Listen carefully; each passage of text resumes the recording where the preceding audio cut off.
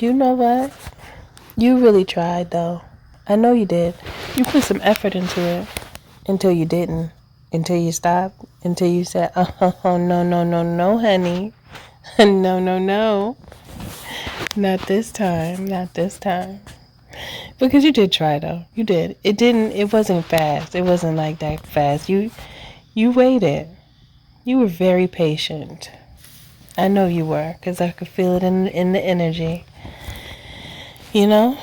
However, the time ran out. Okay? The clock was ticking, tick, tick, tick. And now that's it. Okay? Good day, good evening, good afternoon, depending on where you are in the world. Welcome to Milk Honey Rose. I am Mystic Alchemy. Thank you for being here. Now, somebody was playing with you. They was playing. They was in and out, dipping, dodging. Okay? They was doing a lot. And you felt it. You knew that something wasn't right. And you got tired of it. You know, but you really liked the person. So you wanted to give them the benefit of the doubt. You know those moments where you really trying to fill somebody out. And you're like, you know, let me wait a little longer. Okay, let me not cast them out and banish them that fast. Let me not banish them that fast. Let me see. Right? And so you saw. Yes, you did. And at that time, you've seen enough. He was like, you know what? That's it. I don't want to see no more. I don't even care to see anymore. This person became very uninteresting to you. No longer interesting. Because it was just too much attached to them. It was too much. It's like you living in peace and living in such a way that you are pleased with. And then someone waltzing into your energy, attempting to do a thing that they tried, right? But you saw the disguise. You saw it. And as soon as you recognized that you had enough evidence to build a case on them, that was it. They got locked up and you threw away the key. Now they in spiritual jail. Hopefully, hey, I don't know. Maybe somebody is in real jail. Who knows? In these days, with these people tripping outside, who knows? They might be in physical jail. And to be in physical and mental jail is crazy. I mean, physical and spiritual jail is crazy. However, I'm feeling strongly that it's spiritual imprisonment. So, being that that's in the mind, that's a mind thing. That is one of the most challenging experiences I think that one can have, being in spiritual jail, because many people haven't tapped into their higher self, so they don't even know what's going on. A lot of times people go through the dark night of the soul and don't know what's happening to them. They just think they're losing their mind. Well, in a way you kind of are when you go through the dark night of the soul, because it's like you're shedding an aspect of an ideology that you believed until you no longer believe it, because you recognize the truth about something or about yourself, really. So I feel like you were a catalyst for this person to change. And this is someone who really didn't feel like they needed to change. They didn't feel like anything was wrong with them. They just felt like they was it. Okay, top tier type, real cocky energy. I'm feeling like a real arrogant energy is what I feel. And you expressed yourself. It doesn't feel like you left in such a way where you didn't get a chance to say what you needed to say. It feels like you did express yourself, and I feel like you're relieved that you did. Even though if for some of you didn't get a chance to express yourself, you create the closure for yourself. And that's just coming from me. A lot of times people get stuck thinking about a past relationship that didn't work out because they're looking for like an apology from the person, or they're looking for some type of closure. Your closure is your peace.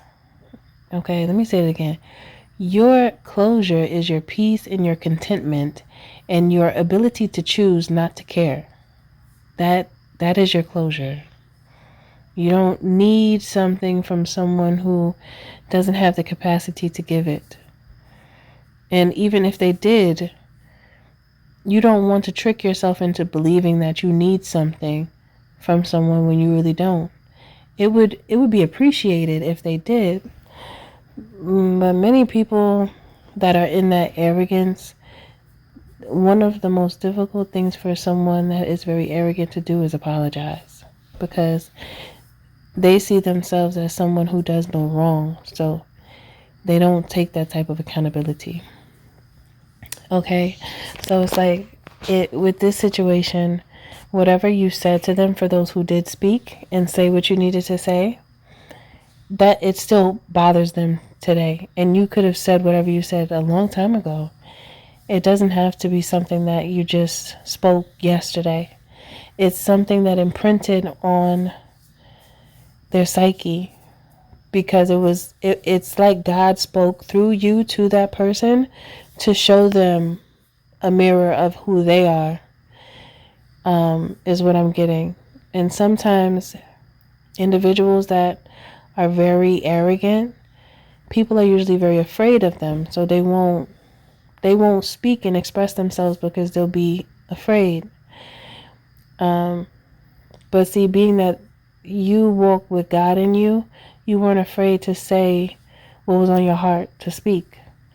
And therefore you released the message that they needed to begin the healing process for themselves.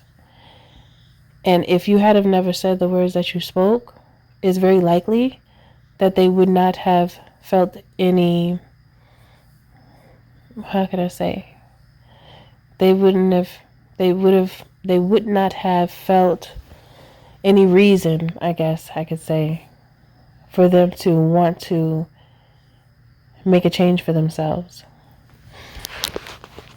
So you just, speaking your mind and detaching yourself was not only the best thing for you, but it was actually the best thing for them, because they're not even ready for you either way. They're not ready for you. How are you going to be with somebody that's not ready for you? That's not going to work. Okay, so congratulations to you for seeing the truth and accepting it for what it was, and moving on with your life, and being true to yourself. Okay?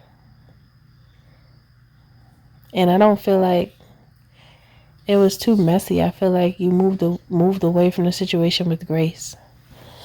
And that's a beautiful thing, to be able to do that and not end up acting crazy and ratchet, because you don't need to do that. It's like a lot of extra energy that you could use that on something that's worth your while. Okay, so if this is a situation that you resonate with, drop it down in the comments below. I claim this message because it does resonate with me. Okay, and say that you can say whatever you want to say to express yourself, but you really, in this situation, you weren't afraid to express yourself when many are afraid of this person. I feel like there's like this person's energy is very big. They have really big energy. So for you to even express yourself the way you did, I feel like you kind of threw this person for a loop. They didn't expect that from you, but you didn't do anything wrong. That I don't feel like it's that type of thing. I feel like you just really spoke your mind about how you felt about what was happening and how they were treating you. And there's nothing wrong with that, because people who do people wrong like that, they need to know what they've done. They need to know what they do. It's either they're going to care or they're not going to care. At least you express yourself so that they know, because people who are in that energy, they think it's cool because nobody ever says anything to them. And they just feel like, it's almost like it reminds me of a spoiled child that always gets what they want, the attention. They're like this, like many times an only child is very spoiled. So it reminds me of the same energy of a spoiled child. And not all single, is that the right thing? Did I say it right? Not all only children. It doesn't sound right. Not all children who are the only child are spoiled, because, it depends on, it's just like a bratty energy that I'm feeling. I don't know why I want to say bratty, but it's like the best way for me to express what I'm expressing to you. So it's like, that's the energy that I'm getting, like a bratty kid that continues to get their way. And many times it's because the person is attractive, so they think they could just play people all day until they meet the one that is in alignment with their vibration. But not in a way that you would think. It's like meeting your match. Like with you, this person has met their match and they're not used to that. So yes, they're still bothered by what you said. But it's for the better.